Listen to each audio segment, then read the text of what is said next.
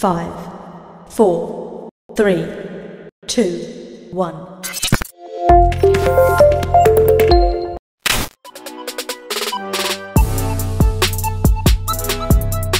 Assalamualaikum para penggila catur. Selamat datang kembali di channel Mesin Catur. Bersama saya Bang Kemal. Kalian semua bisa memanggil dengan menyingkat nama saya menjadi Bangke. Untuk video kali ini, saya akan membahas partai antara Harry Nelson Pillsbury versus Emanuel Lasker. Pertarungan ini terjadi pada tanggal 3 Mei 1904 di Cambridge Springs, Pennsylvania, Amerika Serikat. Tanpa banyak memikirkan cewek-cewek seksi yang joget pargoy di TikTok, langsung saja kita beset papan catur. Yoah gasken mang. Harry Nelson Pillsbury berada pada posisi putih. Sedangkan Emanuel Lasker berada pada posisi hitam. Dan saya, berada pada posisi nyolok-nyolok hidung, alias ngupil. Pillsbury memulai dengan pion D4. Lasker membalas pion D5. Pion C4. Gambit menteri. Pion E6, gambit menteri ditolak. Kemudian kuda C3, kuda F6, kuda F3. Lalu pion C5, gajah surfing ke G5, memaku kuda. Dan kita berada dalam gambit menteri ditolak, pertahanan semitaras. Hitam lanjut dengan pion makan pion. Menteri membalas. Kuda jumping ke C6, mengembangkan diri, sekaligus menyerang menteri. Pillsbury tak menarik menterinya, dia memilih mengambil kuda dengan gajah, menyerang balik menteri lawan. Lasker menghabisi gajah dengan pion. Menteri kabur ke H4, sebuah langkah yang sangat bagus, memberi tekanan di sayap raja. Lalu Lasker memakan pion dengan pion. Ini membuat file D terbuka lebar. Benteng bergegas menyerang menteri. Gajah menutup serangan. Kemudian pion D3, membuka gerbang buat gajah, menekan C4. Kuda coba melindungi. Tapi kuda langsung menyambar kuda. Pion membalas. Dan ini membuat sesama menteri saling bertatap-tatapan secara langsung. Apakah akan tercipta benih-benih cinta di antara mereka? Namun sayang, Menteri Putih tak sudi, cintanya jatuh pada musuh bebuyutan yang hina itu. Menteri Putih lebih sudi membantai bocah ingusan yang tak berdosa. Sakit hati karena cintanya ditolak, Menteri Hitam pergi ke B6, memburu pion. Pion dibiarkan, gajah keluar kandang, memberikan ruang buat raja, parkir ke dalam istana. Menteri langsung membantai pion. Raja mengamankan diri. Lalu benteng menyerang menteri, hingga tembus ke kuda. Menteri mundur ke D3, melakukan serangan balik, mengancam skakmat. Benteng yang tadinya menyerang malah harus bertahan. Disusul kuda E4, berniat menduduki petak F6, menyerang raja dan gajah sekaligus. Gajah menghalangi. Kuda menyerang dari arah yang berbeda, jumping ke D6. Skak. Jika gajah makan kuda, menteri makan balik, sambil mengancam benteng. Menteri membela. Gajah B5. Gajah makan. Menteri skakmat. Tentu saja, Emanuel Lasker tak mau hal itu terjadi. Raja digeser ke F8.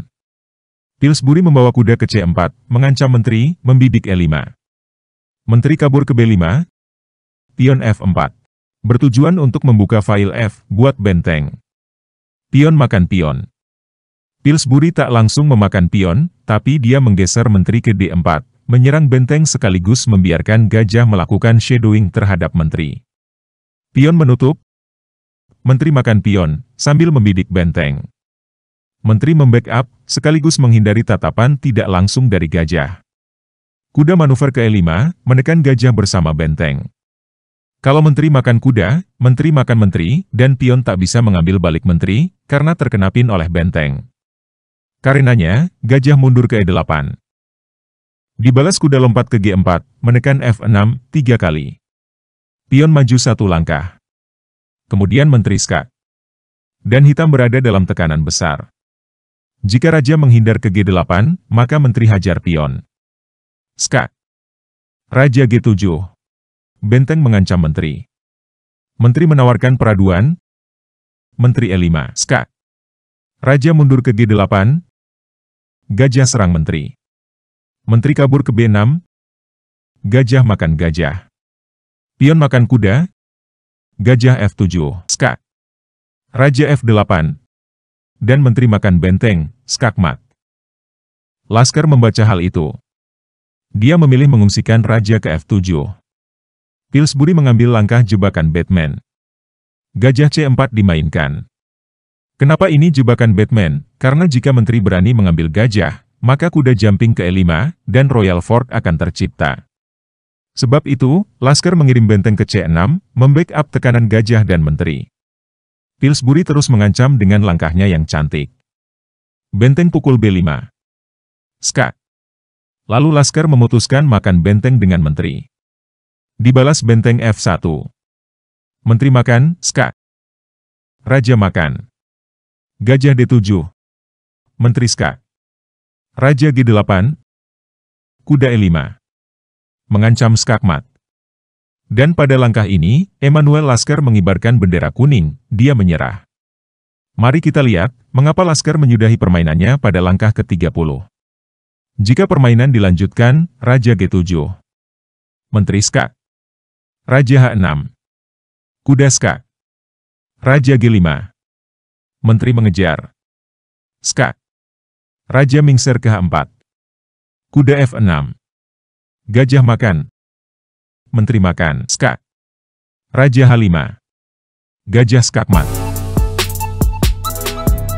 Demikianlah akhir dari permainan Harry Nelson Pillsbury, sang jenius yang mati muda.